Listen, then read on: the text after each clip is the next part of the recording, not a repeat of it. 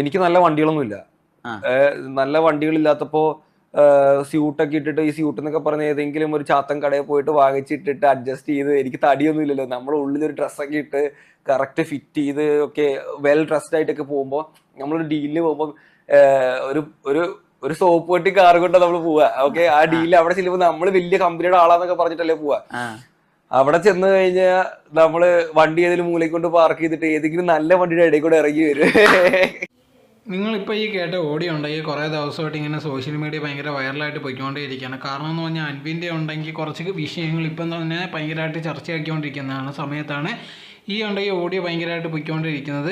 ഇത് യഥാർത്ഥത്തിൽ എന്തോ സംഭവം എന്നൊക്കെ യഥാർത്ഥത്തിൽ അന്വേഷിച്ചപ്പോഴാണ് മനസ്സിലായത്. ഇതുണ്ടെങ്കിൽ പഴയ ഒരു ഇൻ്റർവ്യൂ ആണ്. പണ്ട് തനിക്കുണ്ടായ കാര്യങ്ങളെ പറ്റി വിശദീകരിക്കുന്ന കണക്കത്തുള്ള ഒരു കാര്യമായിരുന്നു. ഇത് കണക്ക് തൻ്റെ തുടക്ക സമയങ്ങളിൽ തനിക്കുണ്ടെങ്കിൽ അത്ര വലിയ ക്യാഷൊന്നും ഇല്ലായിരുന്നു. ആ സമയത്തുണ്ടെങ്കിൽ ഉള്ള വണ്ടി വെച്ച് ഇത് കണക്ക് പോയിട്ടുണ്ടെങ്കിൽ ബാക്കിയുള്ള വണ്ടികളുടെ ഇടയിൽ കൂടെ ഒക്കെ കയറി വന്നിട്ടായിരിക്കും ആൾക്കാരുടെ മുമ്പിൽ ഭയങ്കരമായിട്ട് കാണിക്കുന്നതെന്നുള്ള രീതിയിൽ ഇത് എടുത്ത് വെച്ചിട്ടുണ്ടെങ്കിൽ ഒരുപാട് പേരുണ്ടെങ്കിൽ അവൻ പറഞ്ഞത് മുഴുവൻ കള്ളമെന്ന് അവൻ തന്നെ സമ്മതിച്ചെന്ന് പറഞ്ഞുള്ള രീതിയിലൊക്കെ വീഡിയോ ഇട്ടൊക്കെ ഉണ്ടാക്കുന്നുണ്ട്. സോ അവസാനം ഇതാണ് സത്യം. അതല്ലാതെ ആൾക്കാർ പറയുന്ന കണക്കൊന്നുമല്ല. ഇതുകൊണ്ട് ഈ പഴയ ഒരു ഇൻ്റർവ്യൂ ആണ്, വേറെ ഒന്നുമല്ല. ഒരുപാട് പേര് ഇത് തെറ്റിദ്ധരിച്ചിട്ടുണ്ടെങ്കിൽ ഇത് വെച്ചിട്ട് ഒരുപാട് പേരുണ്ടെങ്കിൽ പറയുന്നുണ്ട് ഇപ്പോഴേയും അൻവിനുണ്ടെങ്കിൽ കള്ളനാന്നുള്ള രീതിയിലൊക്കെ.